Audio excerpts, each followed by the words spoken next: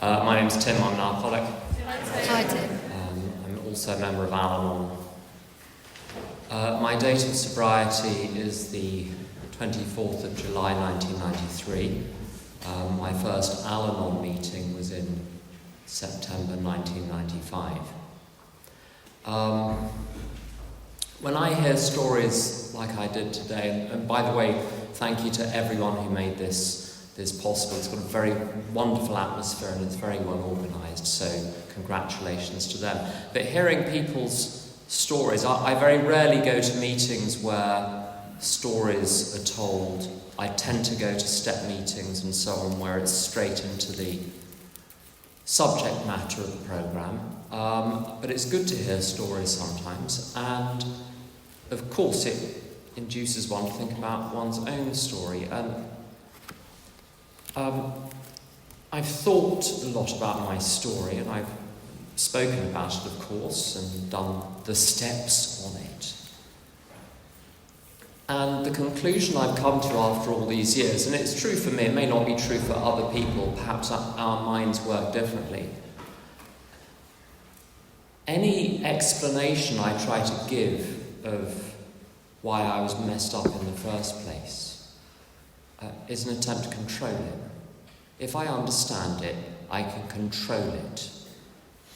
And I spent many years before recovery and after recovery sitting with the learned, trying to unravel essentially my childhood and my family and what are referred to as the dynamics and the family dynamics and the family of origin. And I got myself more and more tied up.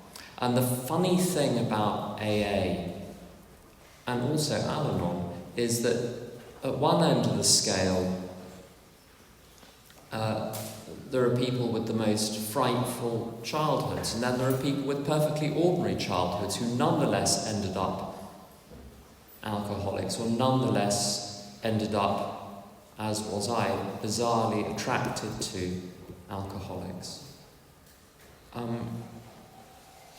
Just because my alcoholism happened after my childhood, I don't think means that it was caused by it. I certainly did grow up in a household where there was some addiction happening, but more importantly, where there were people who'd been exposed to a lot of addiction, which was no longer there, but they were stuck like it. So everything I learned about how to live came from people who were, as it were, intoxicated by other people's alcoholism and addiction. And yes, there were some very rough events in my childhood, but largely the awfulness of it was being suffocated by other people's unresolved problems in my face all day long. One simply couldn't escape from other people's unhappiness. Now, what also happened was that a complex game of pass the parcel was happening with the unhappiness, so that everyone's unhappiness was someone else's fault. Even when one learned, as I did eventually, that it wasn't other people's unhappiness frankly wasn't my fault. Yes, there were things I did I needed to make amends for, but I wasn't the fundamental reason for anyone else's unhappiness. Even when I realised that, you can't tell anyone else that. They still think they're your fault. There's no way out of that trap, that maze. I think through understanding or mental processes, it needs something far greater than that. I needed to be sprung from the trap when it came to alcohol and with everything else, and I didn't spring myself from the trap, and I think it's very important. I've been talking to a lot of people recently about step one. And a phrase which keeps coming up, which people have kept using, is stopping drinking and staying stopped, and putting the two together as if there's any relation between the two, and I don't think there is. I drank for years in my teens and into my very early 20s. I'm in my mid-50s now. And it was entirely apparent to anyone, even people who didn't know me but were observing me from 50 feet away, this is someone who should not drink. I was completely aware, right from day one, this is a disaster. And yet I did it for years. So when I stopped drinking, I subject, verb, stopped, object, drinking. I was not the subject of that process. If I was, why didn't I do it years earlier? You can point to circumstances, but circumstances had been there years earlier. I didn't stop drinking. I once said to a sponsor, I think those exact words, I've given up drinking. And he said, no, you haven't. It's given you up. Now, this is terribly important. If I think that I gave up drinking, well, if I drank again, I could give up again. Whereas if being sober was given to me, to throw that away is to place myself back in a position, back in a trap that I cannot spring myself from. I would have to wait to be sprung from it again. And in my immediate environment, some poor old chap had a little social drink a couple of years into being in AA, and there was a spree. He talks in the big book about the well-known stages of the spree, which is a very useful phrase, I think, because what it tells me is that the spree will be done when the spree is done, and you have to go through all the stages. And once all the stages have gone through, it'll be over. And what was amazing was watching everyone in the room activated by the fact this person was drinking. He was trying to stop himself drinking. He went to hospital, I think, 6 times and was either expelled because of violence or something, or discharged himself for no good reason in the middle of the detox. And watching everyone else rush round this person like headless chickens, doing good helping. And the doing good helping did not help. And the funny thing is, when the chap finally got sober, he did get sober, so he's sober now, he related what it was that did it. And he went to some drug and alcohol service, and they said to him, you don't want to stop drinking, you'll have a seizure, carry on drinking. And he said, so I stopped. Now that makes no sense. So this notion with alcoholism that I stop drinking, I don't. Periodically, in the years I was drinking, I would find myself sober. And on one of those occasions, I found myself sober, surrounded by people who knew what to do with someone who had found themselves sober. If you get washed up by the sea onto a shore and it's in the middle of a storm, the sensible thing is run as fast as you can up into the hills, away from the waters, or the waters will just drag you back out again. A wave will come and that'll be the end of you. And I know we say in Al-Anon, it's a gentle program. We say that, then you look at the actual substance and remotely gentle about it. So they gently suggested I run for my life by taking the steps quickly, which involved, frankly, being ruthless about the disclosure of my difficulties, my character, going to all the people that I'd been beastly to and making amends and paying back the money and so on. There's nothing gentle about that. What is gentle is the suggestion. No one's going to force you to do it. That's gentle, very good.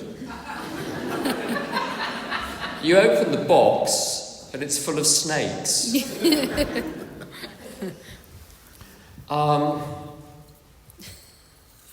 And you know what? With all of the Al-Anon stuff, I had a very big dose of Al-Anon between around 10 years sober and 15 years sober.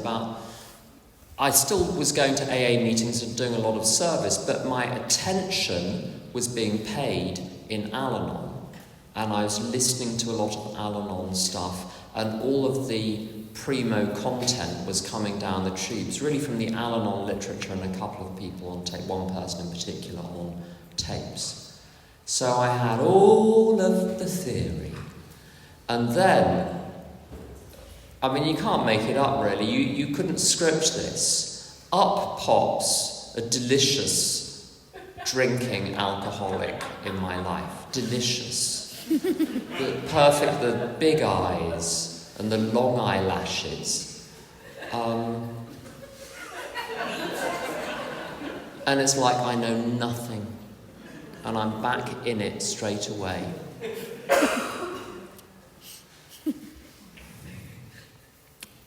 The fact I'm free of it now, there are some alcoholics in my life, but I don't lose one moment's sleep over any of them. I really don't.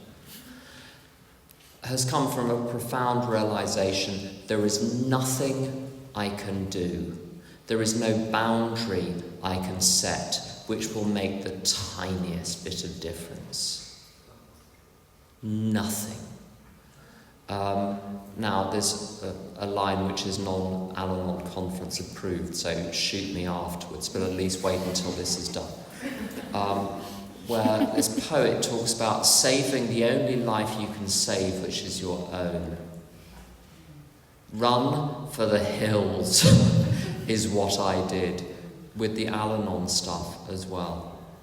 I can't have active alcoholism in the home I live in, and I just, other people can, good luck. My hat is off to you, but I just can't. C.S. Lewis writes about how, in a different context, but I think the point is relevant, how as you get older, you realise so many of the things that you wanted to do, there simply won't be time for. So you really have to start choosing, and start choosing quickly. No time for this, no time for that, no time for the other. Choose a couple of things and do them properly. And part of the reason that I haven't got time anymore to get snarled up in other people's problems is I've just got better things to do. There are some really interesting books I want to read. I would rather spend time doing that than getting snarled up and then spending 6 weeks doing the steps on the problem I've created by getting snarled up in someone else's. I get toxified by it. And it's just like with alcohol, I need to detox myself and sit entirely in my own little space. In AA meetings sometimes, I don't know if this is revealing a trade secret, but in AA meetings, sometimes when there's a lull in the sharing, the lull will be like 3 seconds, and immediately someone launches and says, "I couldn't stand the silence." And it's like, it was 3 seconds of silence. I know because I was counting. Because I'm like, how long is it going to be before someone says they can't stand the silence? And what I love about Al-Anon is the ability to just sit there in silence and stare. My other half refers to Al-Anon as the staring meetings, but everyone's just looking, just scanning for trouble. Permanently vigilant. but no one wanting to say anything. There's this awful tension.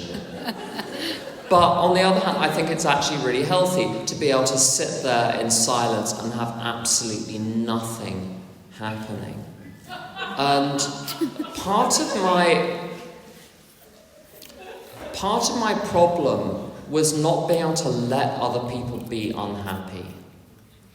Now, if you're on a planet with 8 billion people and you can't sit still unless everyone else is happy, you're going to be waiting a very, very long time. And so the skill of simply letting other people be unhappy and have them think that it's your fault and not be bothered by it, I think that is the real freedom.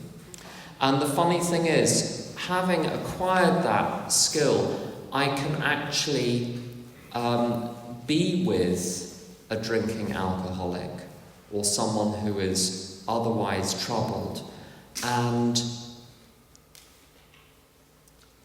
be with the person behind the alcoholism.